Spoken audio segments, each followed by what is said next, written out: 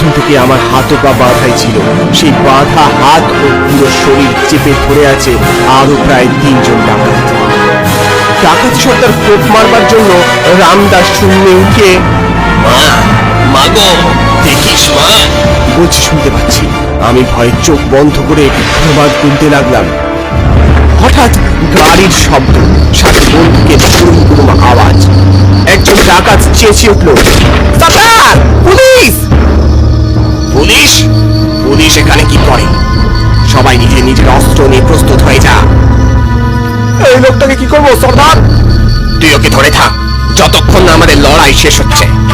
এই মদনা কারোর কাছে মাথা নত করে না। মায়ের আশীর্বাদ আছে এই রামদাতে। এই দিয়ে ছিন্ন করবো ব্রিটিশের গলা। ব্রিটিশের গলা? এসব হচ্ছেটা কি? হাড়িকাঠে আমার গলা ঢোকানো থাকলেও সামনে যা হচ্ছে সব আমি দেখতে পাচ্ছি। আজ পুরনো একটা ফোর্ড গাড়ি করে কতগুলো পুলিশ, কিন্তু একজন পুলিশ, তাকে দেখতে মোটেই ভারতীয়দের মতো নয়।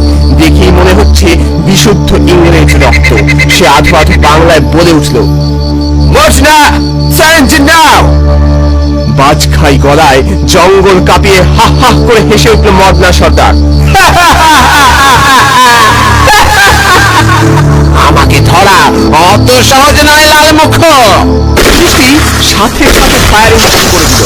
আমাকে ধরে যে লোকটা বসেছিল একটা গুলি লাগলো তার বুকে।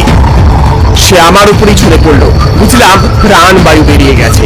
ওদিকে মদনা সর্দারও ছেড়ে কথা বললো না, ছুড়ে দিল রামদাটা। সেটা ওই ব্রিটিশ পুলিশের গায়ে না লেগে বিঁধে গেল একটা গাছে। এবার মদনা কোমরে গোটা ছুরিটা বার করে নির্দ্বিধায় গেঁথে দিল ব্রিটিশটির বুকে। জয় মা, জয় মা। ব্রিটিশ পুলিশও শেষ চোর মারতে খুলল না। ছুরি গুজে দিয়ে মদনা যে দুহাত তুলে হাহা করে হেসে উঠলো, অমনি ব্রিটিশটাও মদনার দিকে বন্দুক তাক করে ছুড়ে দিল গুলি। মদনার বুকে গিয়ে লাগলো গুলি। ততক্ষণে সবকটা পুলিশ অফিসারে অন্য ডাকাতগুলোর ঘায়ে মৃত। ডাকাত দলের আর কেউ বেঁচে নেই। চোখের সামনে এক বিশাল রক্তক্ষয়ী যুদ্ধ ঘটে যেতে দেখে তখনও আমি একটা ঘোরের মধ্যে।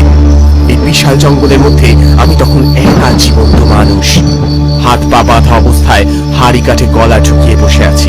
ভাঙা মন্দির থেকে শুধু কালী মায়ের প্রস্তর মূর্তি আমার দিকে তাকিয়ে আছে। হঠাৎ আমার ফোনের শব্দ শুনতে পেলাম। সামনে কোথাও বাজছে, হেল্প হেল্প। কেউ এলো না। শেষে টানাটানিতে হাতের বাঁধনটা বেশ হালকা হয়ে গেল। একসময় সেটা খুলেও গেল। আমি হাড়িকাঠ থেকে নিজেকে মুক্ত করলাম। সামনে এগিয়ে যেতেই চোখে পড়লো ঘাসের তলায় আমার মোবাইল খানা। মোবাইলটা রিসিভ করার সাহস পেলাম না।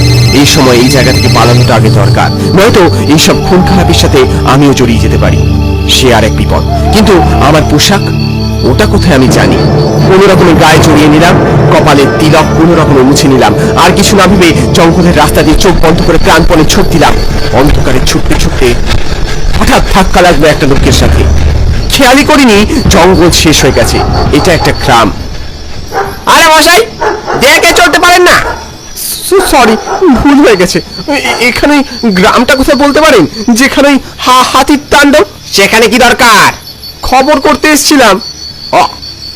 আপনি কি শঙ্খবাবু?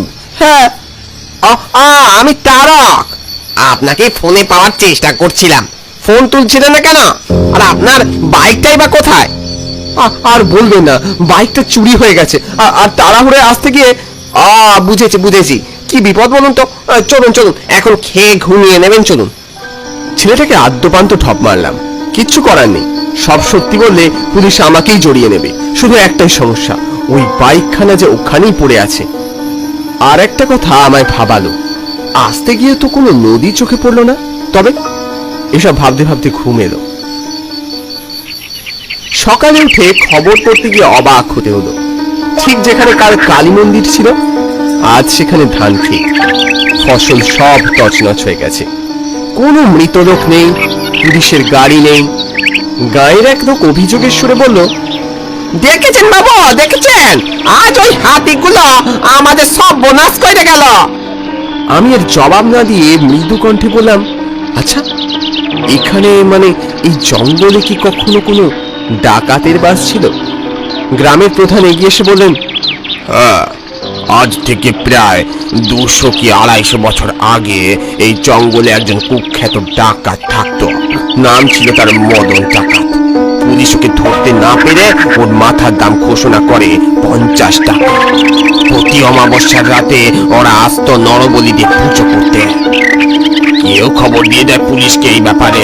এক অমাবস্যার রাতে ওরা তখন নরবলির আয়োজন করছিল, ঠিক তখনই পুলিশ এসে হামলা করলো। পুলিশের গুলিতে ওরা সবাই মারা যায়।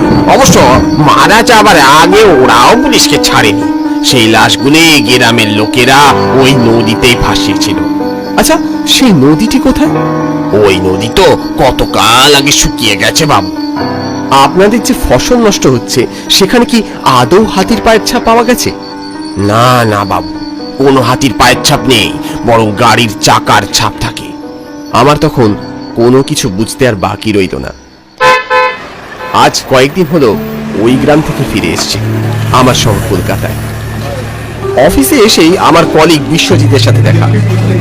কি খবর? শুনলাম নাকি খবর করতে গিয়ে ভূতেদের খপ্পরে পড়েছিলে। আর বলিস না ভাই, আর একটু হলেই বলি হয়ে যাচ্ছিলাম। এরপর কোনো উল্টোপাল্টা ডেস্টিনেশনে পাঠালে সোজা রেজিগনেশন দিয়ে দেবো। যা বলেছিস ভাই।